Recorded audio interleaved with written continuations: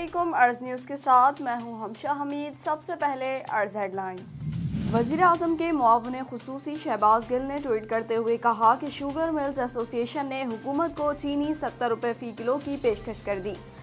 Doctor Shahbaz گل نے لکھا کہ وہ شوگر ملوں والے جو کل تک کہتے تھے کہ ان کی لاگت زیادہ ہے اسی لیے قیمتیں کم نہیں کر سکتے، آج بھاؤ تاؤ کرنے لگے ہیں۔ ان کا کہنا تھا کہ شوگر ملوں والوں کو پتہ نہیں کہ آگے عمران خان بیٹھا ہوا ہے، اب بات 70 پہ نہیں رکے گی، ہم اصل لاگت عوام کے سامنے لا کر رکھیں گے اور درست قیمت طے کرنی پڑے گی۔ این سی او سی کی جانب سے کورونا مریضوں کے لیے دستیاب وینٹیلیٹرز اور بیڈز کی تفصیلات جاری کر دی گئیں۔ پنجاب میں 9276 بیڈ، 3500 آکسیجن بیڈ اور 3887 وینٹیلیٹرز دستیاب ہیں، جبکہ صوبے میں کورونا کے 233 مریض وینٹیلیٹرز پر ہیں۔ این سی او سی کے مطابق سندھ میں 8274 بیڈ، 739 آکسیجن بیڈ اور 3038 وینٹیلیٹرز دستیاب ہیں، جبکہ سندھ میں کورونا کے 87 مریض وینٹیلیٹرز پر ہیں۔ خیبر پختونخوا میں 4856 بیڈ، 181 آکسیجن بیڈ اور 340 وینٹیلیٹرز دستیاب ہیں، جبکہ صوبے میں کورونا کے 85 مریض وینٹیلیٹرز پر موجود ہیں۔ پاکستان کورونا کیسز کا گراف مزید بلند ہونے کے بعد کیسز کی تعداد کے لحاظ سے 213واں ملک بن گیا اور دنیا کا 15واں ملک بن چکا ہے۔ اموات اور نئے کیسز کی تعداد میں روز بروز اضافہ ہو رہا ہے۔ گزشتہ 24 گھنٹوں کے دوران ملک بھر میں مزید 88 افراد کورونا انفیکشن کا شکار ہو کر جاں بحق ہو چکے ہیں، جبکہ 6472 نئے کیسز سامنے آئے ہیں۔ National command and operation centre کی جانب سے جاری اپڈیٹ کے مطابق نئے اور مہلک وائرس کووڈ-19 سے پاکستان بھر میں 1,32,405 افراد متاثر ہو چکے ہیں، جبکہ اموات کی تعداد 2551 ہو گئی ہے۔ وفاقی حکومت نے آئندہ مالی سال کے لیے قومی احتساب بیورو کے بجٹ میں اضافہ کر دیا۔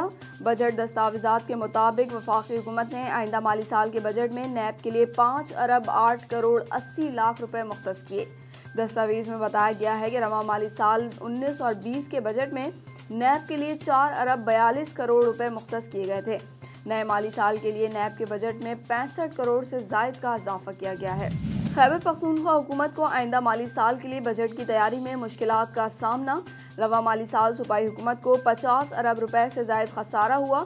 خیبر پختونخوا حکومت نے آئندہ مالی سال کے بجٹ ترجیحات کو حتمی شکل دے دی ہے، جن میں رواں مالی سال غیر ضروری منصوبوں اخراجات پر کٹ لگایا جائے گا۔ ذرائع کا کہنا ہے کہ بجٹ کا حجم 900 ارب سے زائد متوقع ہے، جبکہ بجٹ میں سالانہ ترقیاتی فنڈ کے لیے 250 ارب روپے مختص کرنے پر غور کیا جا رہا ہے۔ اس کے علاوہ کورونا وائرس کے باعث محکمہ صحت کا بجٹ 11 ارب سے بڑھا کر 15 ارب کرنے کی تجویز زیر غور ہے۔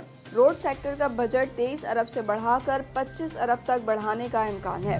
راولپنڈی کے علاقے صدر کے کوئلہ سینٹر چوک میں دھماکے سے ایک شخص جاں بحق جبکہ متعدد افراد زخمی ہو گئے۔ امدادی ٹیموں نے ایمبولینس کے ذریعے زخمی ہونے والے افراد اور جاں بحق شخص کی لاش کو اسپتال منتقل کر دیا۔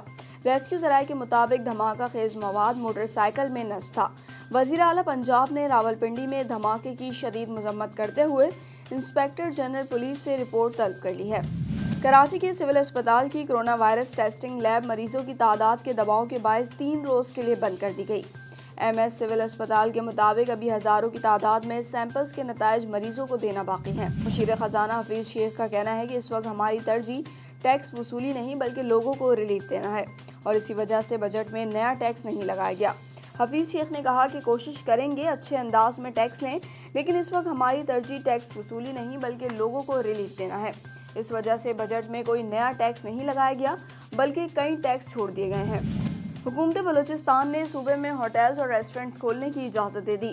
محکمہ داخلہ کی جانب سے جاری ایس او پیز کے مطابق ہوٹلز اور ریسٹورنٹ کو کھولنے سے 4 گھنٹے قبل اسپرے کرنا ہوگا، جبکہ ہوٹلز اور ریسٹورنٹس کا عملہ ماسک اور گلوز کے بغیر کام نہیں کرے گا۔ ایس او پیز کے مطابق ہوٹلز اور ریسٹورنٹس آنے والے گاہکوں کو بغیر ماسک ہوٹل میں داخل ہونے کی اجازت نہیں ہوگی، جبکہ ایک ٹیبل پر 4 سے زائد افراد نہیں بیٹھیں گے۔ پیٹرولیم مصنوعات کی ذخیرہ اندوزی اور بلیک مارکیٹنگ کے معاملے پر ایف آئی اے کی دوبارہ طلبی کے باوجود 3 نجی پیٹرولیم کمپنیوں کے سی ای اوز آج بھی پیش نہیں ہوئے۔